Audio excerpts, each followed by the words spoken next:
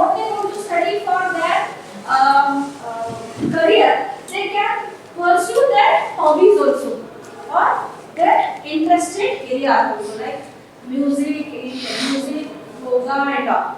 Okay, so that was the one reason. Apart from that, what is the need for going for national education policy or a separate policy which is giving a 360-degree paradigm shift from the older education policy to new education policy?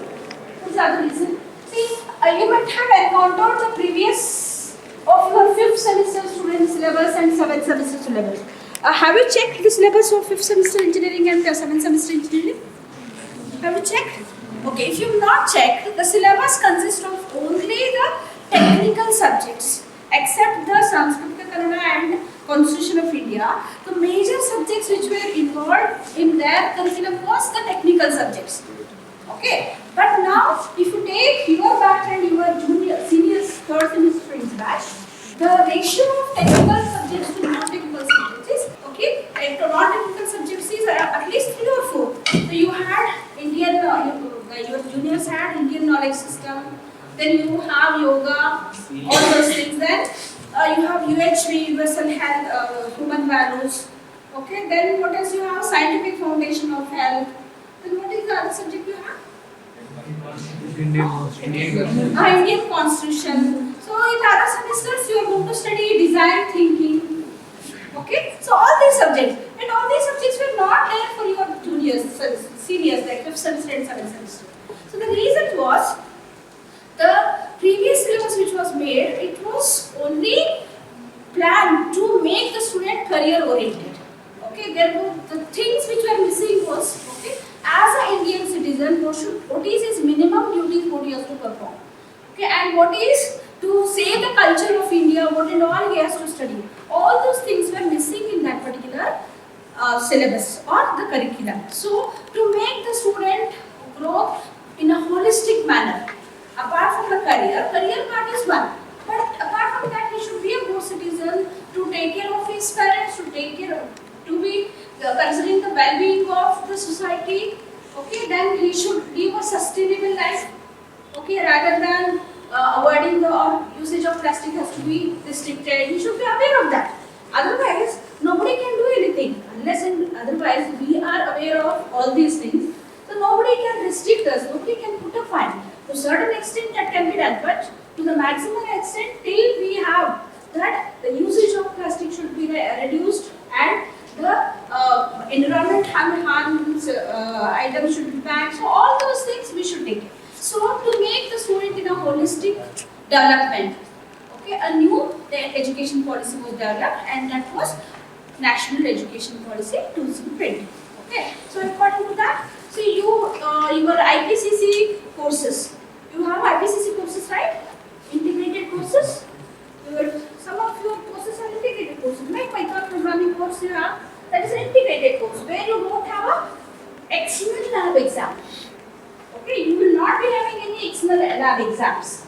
Okay, only the theory exams and the CIE for the lab. That's it. You don't have a external lab exam. So the reason for doing all these things, earlier your senior syllabus was 80-20. Out of 100, 80 marks is for external and only 20 marks internal was there. So that means less weightage is for the continuous evaluation of yourself. Okay, all the things you have to write in the final exam itself. Okay, so if something happens to you on that day, you are going to lose the entire 80 marks there. Okay, but as the new reforms were done in the education policy, especially in the higher education, what happened? The marks was divided equally. So if you see your curriculum or if you see your scheme of syllabus, you can see 50 external marks and 50 internal marks. Okay, so 50 external marks. If by mistake, if you had that fever on that day, or if you are not well on that day, if you don't do well, it's okay. The other 50 marks, you have the possibility in internals. Okay, so internals also 30 marks is there for the test. You will not be evaluated only by the test. You will be evaluated by how you are going to present some concept. Presentations are there, then assignments are there. So like that, the entire concentration is not only on writing skills. Okay, so your presentation skills, your if any new concept has to be implemented, how you are going to implement using the language. So all those testing will be done, so that the entire policy which was done available previously is being completely shifted. So the reason for those things are because of this new education policy. Instead of testing them on one day, so continuously evaluate them. Allow them to learn by themselves. Okay, like experimental learning. Okay, there are flipped classroom learning. So give one document for them, let them come and discuss in the classroom. So making them prepare in all the aspects. That is the intention behind the national education policy. So let us, because you all are part of the national education policy, it is our right or it is our need to learn what exactly national education policy says us. Okay, so that's why the session is conducted for you people. So the basic vision of national education policy was like this. Okay, so national education policy envisions an India-centered education system that contributes directly to transforming our nation sustainably into an equitable and vibrant knowledge society by providing high quality education to all. Okay, so there is a keyword which is highlighted: India-centered education system. So can anybody give a light on that? Throw a light on that. India-based or India-centered education system. What do you mean by that? India-centered education system. That means so your growth, okay, or your study not only on the technical curricula. Apart from that, you should know the culture behind the Indian. So that's why the Indian knowledge system, okay, and all the Kannada, all those subjects were kept for you, so that it will be holistically grow or develop. Okay, so that is the one thing. Okay, so next, let us understand what was the need for NEP. Okay, why they thought that they have to propose a new education policy. Okay, so the first one which is written here to motive or which acts as a motive behind designing the new education policy. The first one is many unskilled jobs. Okay, I hope you can understand what do you mean by unskilled jobs. So which have routine thing which doesn't need any intelligence to do that job. Okay, so many unskilled jobs worldwide may be taken over by machines. Okay, so you can make use of machines. Let us not involve human in that unskilled job. Okay, so avoid that, and apart from that, by the need for a skilled workforce, particularly involving mathematics, computer science, and data science, in conjunction with multidisciplinary abilities. Okay, across the sciences, social sciences, and humanity is in a greater demand. Okay, so here they force or they put a highlight on the keyword multidisciplinary. Okay, so what do you mean by multidisciplinary? Multidisciplinary means what? Involving different streams of study. If you are in CSE stream, so you can do a project in electronics stream. You can do a project involving mechanical stream students. So the reason for the need of such projects is if you are developing a healthcare application. Okay, so as a CSE stream people, what we do, we'll write the algorithm. Okay, maybe with AI or machine learning concepts we'll apply, we'll write the algorithm. But if I want to deploy practically, so I need the help of electronic student if I want to embed that algorithm in a chip. Okay, and if I want to put it on some hardware, then I need some mechanical guy. So your project will be complete only if you interact with electronics guy, if you interact with a mechanical guy. So interaction with all the streams are very much important to do a multidisciplinary project are to be executed. Definitely the core knowledge in one stream has to be interacted with the core knowledge of other stream. Okay, so by the time you come to the final year, the project can be done using the students, or you can combine with the students of the other streams also. Okay, now whatever the students they are studying, they are with the restriction that they have to do a project with their batch students, or ISE or CSE like that. But When you come to final year, it can happen like that also, right?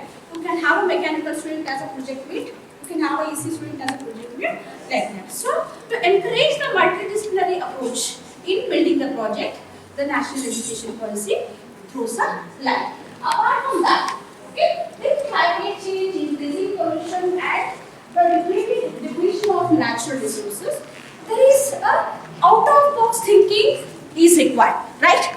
See, natural resources are available and we need to restore them and we need to take care of them so that the next generation can use. So to preserve all these things and to have a climate change mechanism or to handle the climate change mechanism, we need certain out-of-box thinking. So out-of-box thinking will not come with a routine job, right? So whatever is there in the textbook, whatever is there in the notes, okay, put it on the answer sheet. That is not enough. That is only to score the marks. But to handle these real-time issues, okay, to handle these real-time issues, we need such policies where it encourages all the other concepts. Okay, so that is one more thing where we need to go for national education policy.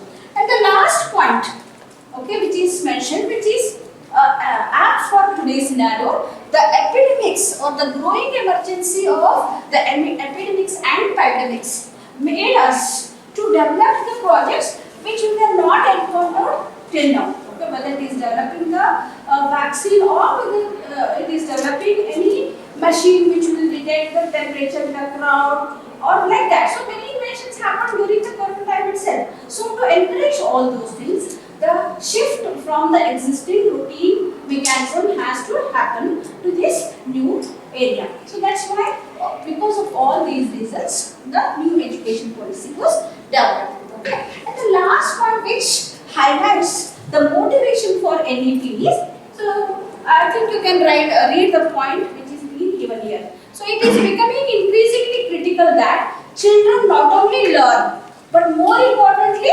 learn how to learn. Okay, rather than saving the content in their mind and putting it on the paper, they should know what do you mean by critical thinking, what do you mean by out-of-box thinking, and how to solve the real-world problems. Okay, so earlier, I think you have engineering mathematics, right? Okay, so till last year or till last year, engineering mathematics syllabus was common for all the engineering students. Okay, but now if you take your syllabus, the engineering mathematics, how mathematics is applicable for computer science or CST students, how mathematics is applicable for electronics students, and how mathematics is applicable for mechanical students. So the application oriented syllabus is being developed. So which will help us, because all the olden days what we used to do, we were knowing the concept. Okay, like Fourier transform and all we were knowing. But exactly where it has to be applied, we were not knowing. Okay, but now the curriculum itself is built like that. So if you study this concept, where you can apply the concept of the mathematics in your computer science area. Okay, like if you study mean, variance, standard deviations and all, so those can be definitely applicable in machine learning concepts. Okay, so like that, many concepts we will also tell you that where exactly the applications are required. So that's why rather than filling the content to the student, okay, what is required? We have to make them how to critically think, and after critical thinking, they should apply it to solve the real world problems. If you don't solve the real world problems, how much ever you score the marks. Okay, if your CGPA is 9 or if your CGPA is 9.9, it doesn't matter anything.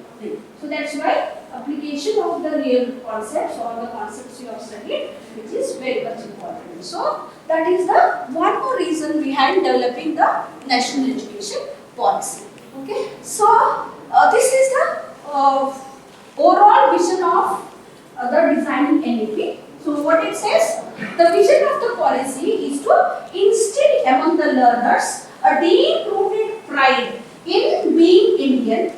Okay, so it is not enough if I say I'm Indian, and if I just show the flag on 15th August, that is not enough. Okay, it should be reflected on your deeds also.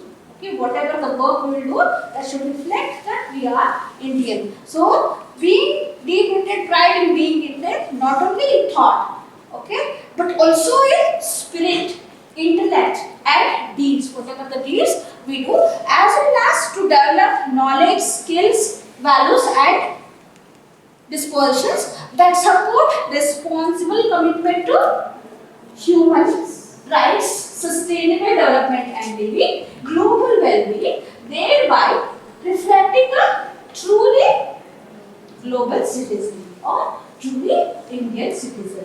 Okay, so that is the overall vision of NEP. Okay, apart from you grow technically, you should grow as a good citizen, as a good human being. Okay, good human being means how you will be there with your neighbors, how you will be there acting with your society, how you will treat your elders. Okay, in all the way you have to develop. Okay, so developing career is a one part, that's it. But that is not your entire life. Your entire life is more than that. So how do you be there in that particular area? So that is the or develop you in that aspect with the intention of the NEP. Okay, now I hope you have all understood the reason behind developing NEP and why your curriculum is, I think, almost 50% change in your curriculum than your seniors. Okay, as I said, when 2010 batch was there as an engineering student, so they had only 80-20 share of external and internal. External they have to write for 80 marks and internal was only for 20 marks. So that means 80 marks from that day itself their life is decided. Okay, if something happens from that day, the entire thing is gone. But now, because to avoid all those things, to check your knowledge on the presentation, how do you develop a project, how do you do all the other co-curricular tasks, okay, the IA marks is being given as 50 and your exam marks is being given as 50. And I hope you all know you won't have any external exams for labs, okay, where you will be decided continuously on the internal behavior. How do you execute the programs or execute the lab experiment in every week? Okay, continuous evaluation will get done. Okay, so if you miss one lab, that doesn't make much difference to you. Okay, or if final exam is not at all there, this is where there is no question of missing a lot. Okay, so with all those changes, okay, so we can see all those changes are made, okay, to grow you in all the other aspects. Okay, so first thing what is important in NEP is being multidisciplinary or to be able to work in multidisciplinary. Okay, the next thing is to be a growth or the students growth in a holistic manner rather than only technical manner. So that is there are the two things which brings a major change in the education policy. Okay, so these were the visions of NEP. Okay, so so now onwards, this one point I'll say, we have the colleges like we have BMSIT, next nearby we have SCC, nearby we have SCIT, like all we have all most of colleges are there. As the years passes, all these colleges, okay, fragmented colleges will not be existing. They will be together, will be combined as a one particular university. So where you can provide a facility to a larger extent. Okay, all fragmented colleges will go. Okay, so the concept of affiliation will go. Okay, so BTU itself may not exist. Okay, or BTU itself may be a different college. So BMSIT or BMS itself will become university where so you will be awarded to the university itself. You means not yourself, you are junior student. The overall theme of the concept of NEP is that thing. Okay, so fragmented higher education institutes should lead to a large universities. Okay, the entire set of universities are being divided with this concept into three cases. Okay, so the first thing is types of the higher education institutes which are, it will be entirely divided into three categories. The first category will be research universities. Okay, currently what is happening, only PG students and PhD students are involving in more research. The involvement of the UG student in the research part is comparatively less. Okay, but if you involve the UG students also in research, okay, then the growth will be still higher. So that's why to make the UG students involving in the research, so there are some universities which can be plotted up or which can be quoted under the research universities. Anyway, since NEP started 2 years back, so to come at this stage, it may take little time, but the overall intention behind developing NEP is this one. So some organizations or some universities will be coming under research universities, some universities will be coming under only teaching university, and if you are not interested in research, you can go to such university. If you are interested in research, you can go to research universities, or if you are interested in autonomous universities or colleges, you can go to such colleges. So that is the reason behind dividing the higher education institution into these three categories. One more concept as multiple entry and multiple exit is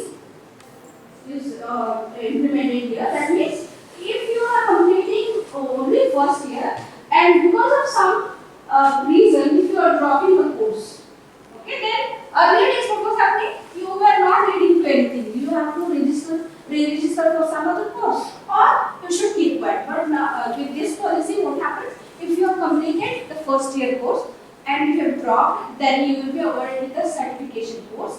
And if you have dropped in second year and third year, you will be awarded with the diploma course. So you will not be set as it is.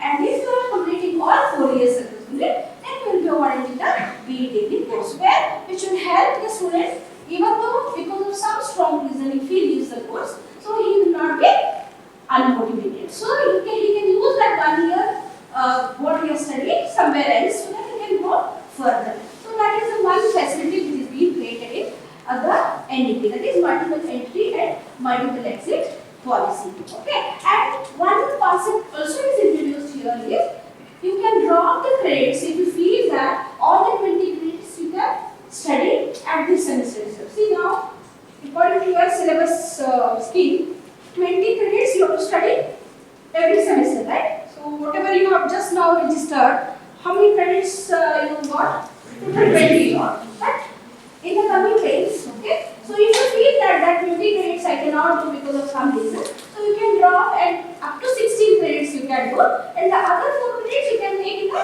next semester whenever you feel you can take, you are confident, so that your credit will be again summed up in the end. That means after awarding the degree or after your 4 years course, you should complete a total 160 course or 160 credit. Either you will complete in first year or second year, that will not make much difference. Okay, like in the US universities and all. Okay, so that is how one more change which was brought in NEP, and apart from that, NEP supports the local language study. Okay, so now till now we have to compulsorily study in English language only. How much difficult? Okay, maybe for city students it may not be difficult, but if any student who is having village background, it might be difficult in studying the subject in English. So there is a facility which is being made, for which he can study in his local language. But there is a drawback of that also. If, for example, if I do study all the subjects in Kannada, when I go back and join some job, and if I have to interact with some other foreign clients and all, it might be difficult to do. That is a separate thing. But there is a facility which is being created, okay, so that you can opt for your course in your local language also. Okay, so that you can study, understand the concept more. Okay, so that is how the major changes which were brought in the national education policy. So just to create awareness how exactly you can understand. Because for example, if somebody asks you in your placements itself, if they ask you how you all belong to national education policy concept, what exactly national education policy says. Okay, that time you should be able to know what exactly it says. Okay, so just to create awareness for you, this session is being conducted.